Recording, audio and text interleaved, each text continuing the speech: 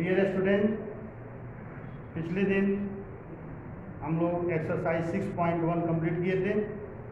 Exercise 6.1 के बाद जैसे 6.2 शुरू करने से पहले आपका टॉपिक है parallel line and transversal line.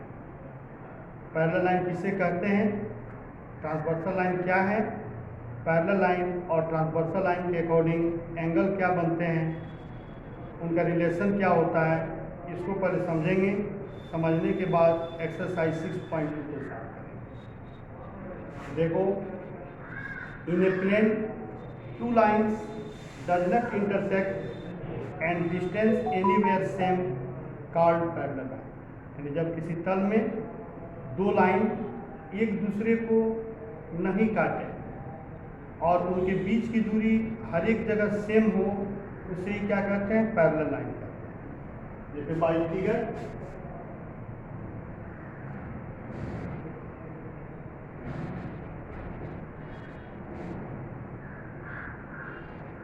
suppose this is line L and this line M. The two lines does not intersect and distance anywhere set. Certainly this type of line are called parallel line. In your day-to-day life, best example of parallel line is tracks of railway. आपके day-to-day life में parallel line का सबसे अच्छा example क्या है, तो tracks of railway. ऐसे भी बहुत से एग्जाम्पल हैं, जैसे opposite is of your book, opposite is of your door, window, etc. Next, transversal line.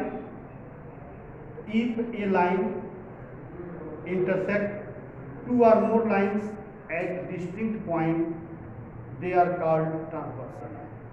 यदि कोई लाइन दो या दो से अधिक लाइन को अलग अलग बिंदुओं पे काटता है तो उस लाइन को ट्रांसवर्सल लाइन कहते हैं। जैसे by figure suppose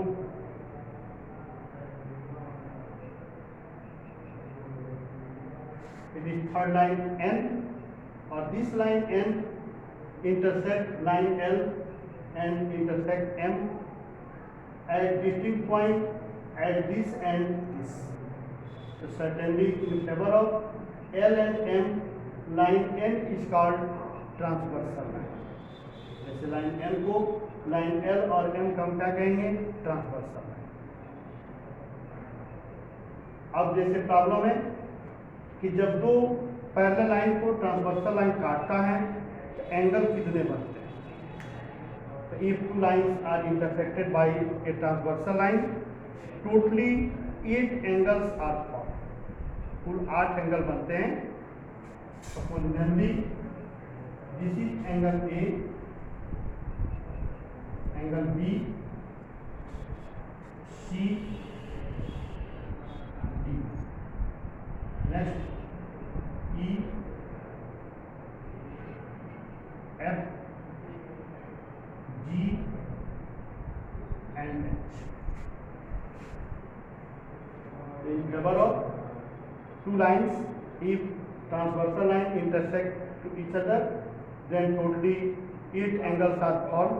By figure, we say that A, B, C, D, E, F, G, H. अब पैरेलल लाइन की केस में बनने वाले पेयर ऑफ एंगल्स, पहला जैसे पेयर बनता है corresponding angle. Number first pair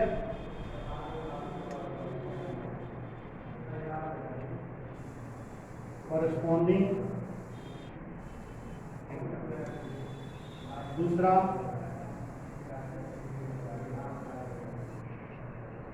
alternate angle, तीसरा को-इंटीरियर और को-एक्सटीरियर।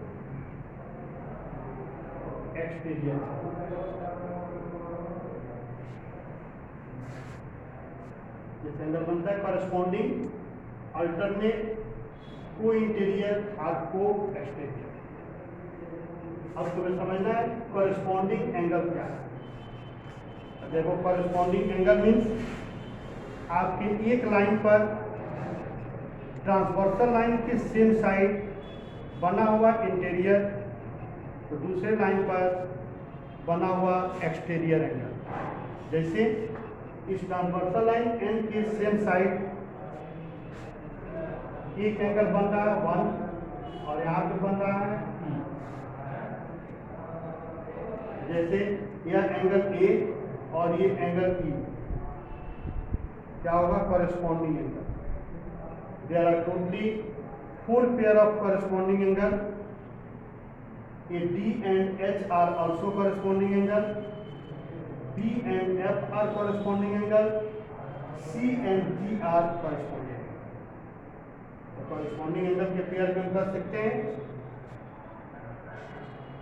Angle A and angle E, angle D and angle H, angle G and angle F, angle C and angle G। इसके corresponding angle के 4 pair हैं। Next बनता है alternate angle. तो alternate angle का मतलब ट्रांसवर्सल लाइन के एक तरफ का इंटीरियर तो ठीक दूसरी तरफ के उसके सामने दूसरे लाइन पर बना हुआ इंटीरियर, या ट्रांसवर्सल लाइन के एक तरफ का एक्सटीरियर तो दूसरे लाइन पर उसके दूसरे साइड में बना हुआ एक्सटीरियर। जैसे एंगल ए एक्सटीरियर एंगल है, यह एल लाइन पे बना हुआ है, तो ठीक इसके सामने कौन बना है जी। तो लाइन एंगल ए और एंगल जी को अल्टरनेट एंगल का पहला पेयर कर सकते हो,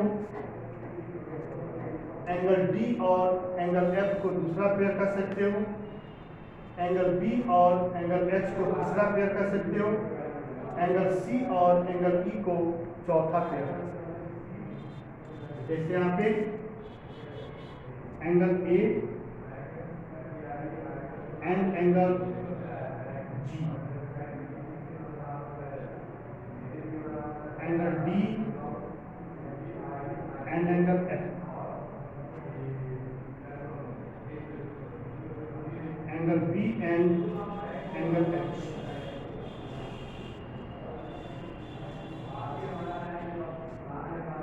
angle C and angle. these 4 pairs are alternate angle। lastly co-interior and co-exterior। तो co-interior का मतलब जैसे ट्रांसवर्सल लाइन के सेम साइड दोनों लाइन पे बना हुआ इंटीरियर एंगल क्या होता है, को-इंटीरियर कहलाता है। या ट्रांसवर्सल लाइन की सेम साइड दोनों लाइन पे बना हुआ एक्सटीरियर एंगल को-एक्सटीरियर एंगल कहलाता है। जैसे फिगर के according angle A and angle H,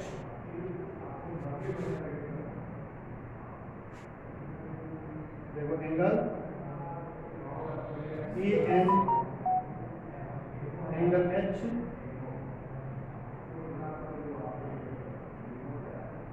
angle B and angle G, ये है आपका को exterior. Angle C and angle F,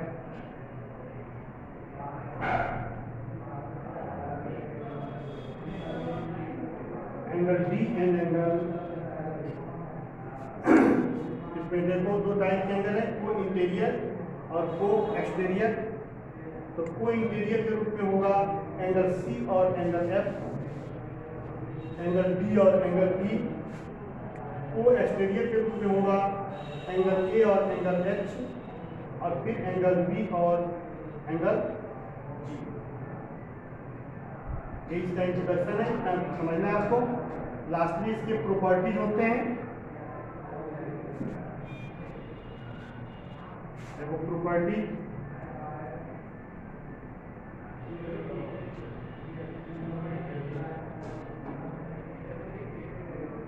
if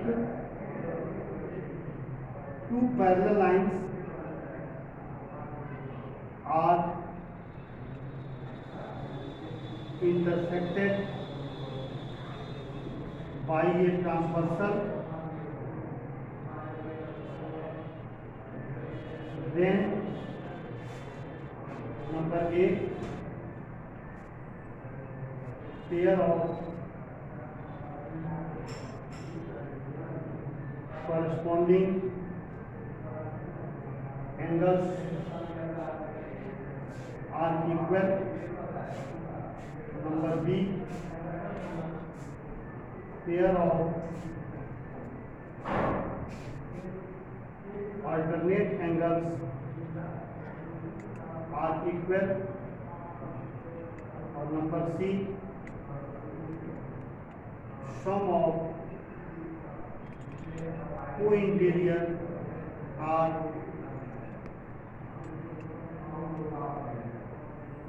co-exterior is 180.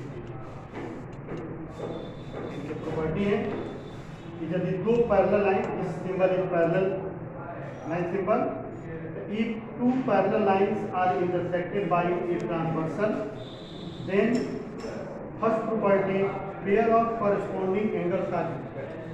पहली प्रॉपर्टी corresponding एंगल के पेयर क्या होते हैं, बराबर होते हैं.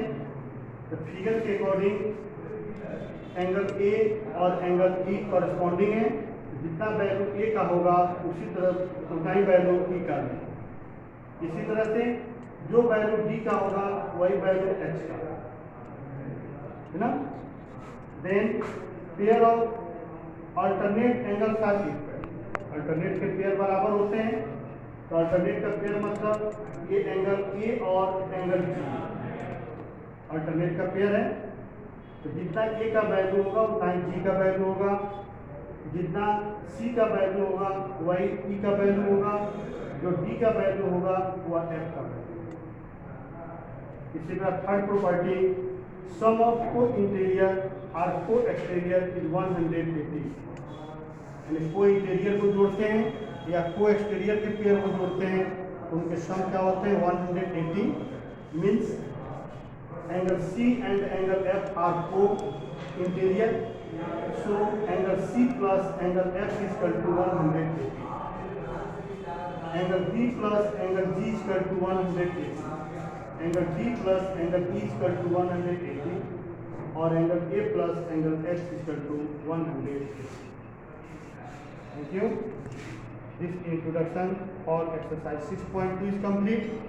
Next tomorrow we study about exercise 6.3.